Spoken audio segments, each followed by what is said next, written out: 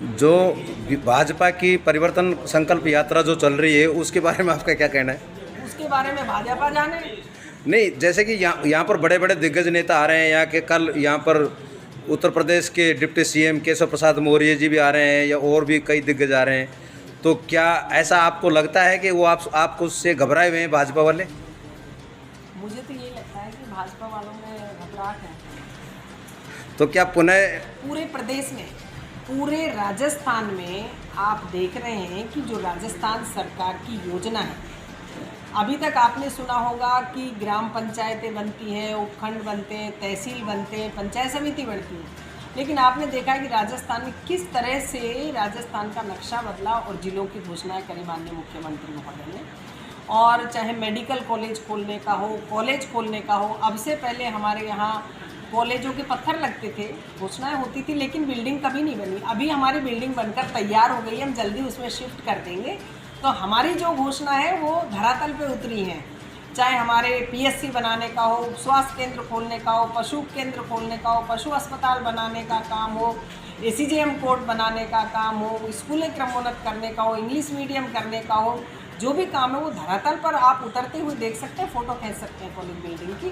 तो नारायणपुर में उपखंड बनाना, तहसील बनाना, बालिका कॉलेज, पंचायत समिति बनाना और पीएचडी, पीडब्ल्यूडी और ये सारे एक्शन ऑफिस खोलना, आरएससीबी, हमारे एक्शन साहब यहाँ बैठे हैं। तो ये सारे जो नए आयाम स्थापित हुए हैं, ये 70 साल की नगर पालिका बनाना, कस्बे को नगर पालिका बनाना, कस्बे वासियों का विश्वास उठ गया था कि मैडम नगर पालिका तो बानसूर बन ही नहीं सकता।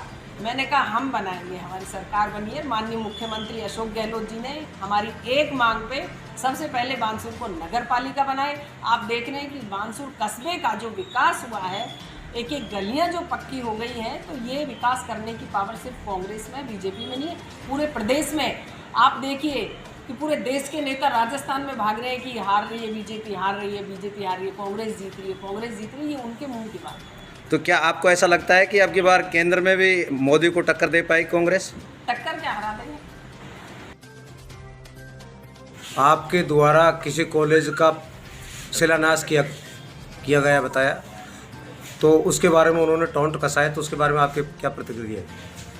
10-12 साल पहले चंद्रा स्वामी जी को मैं लेके आया था। शकुंतला को ज्ञान नहीं, शकुंतला अज्ञानी है। स्वामी जी ने आके यहाँ पर अपनी माता के नाम से कॉलेज की घोषणा की थी।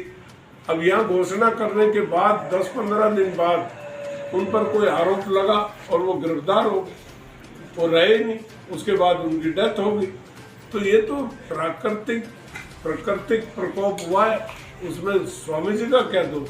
स्वामी जी ने हिम्मत तो की, यहाँ आए तो शकुंतला रावत हजारों करोड़ रुपया ठोक गई, इन्हें शर्म नहीं आया और बानसूर में एक स्टेडियम नहीं बना सकी, बानसूर में काम नहीं कर सकती। खुद ही उद्योगपति और सेठों की तो वो मंत्री है, तो वो खुद क्यों नहीं करते? मेरी हिम्मत तो थी कि मैं किसी को तो लाया, ये लाके तो दिखाओ किसी को। दम ही नहीं है, इसकी पहुंच ही नहीं है, इसकी एक्सेस नहीं है, और रुपया पैसा जनहित में खर्च हो जाए उसकी कैपेसिटी नहीं, मन ही नहीं है इसका।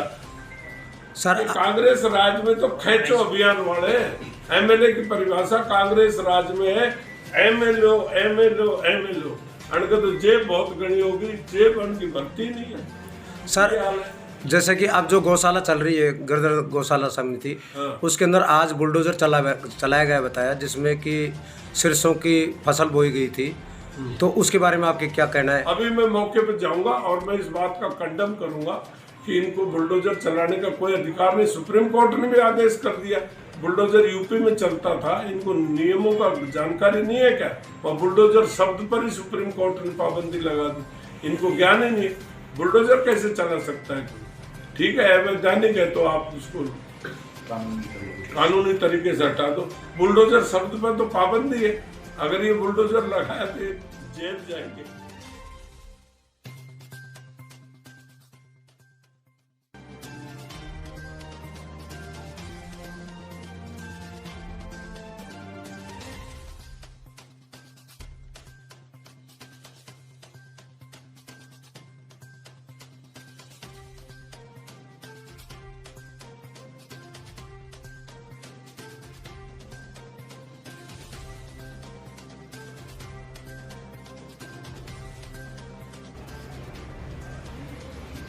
आपसे कहना चाहता हूं, इसलिए मैं असपा में शामिल हुआ, चंद्रशेखर जी की पार्टी में इसलिए शामिल हुआ कि मेरी निगाह में भ्रष्टाचार और सरकार से लड़ने की क्षमता या तो डॉक्टर करोड़ीलाल में है या चंद्रशेखर में।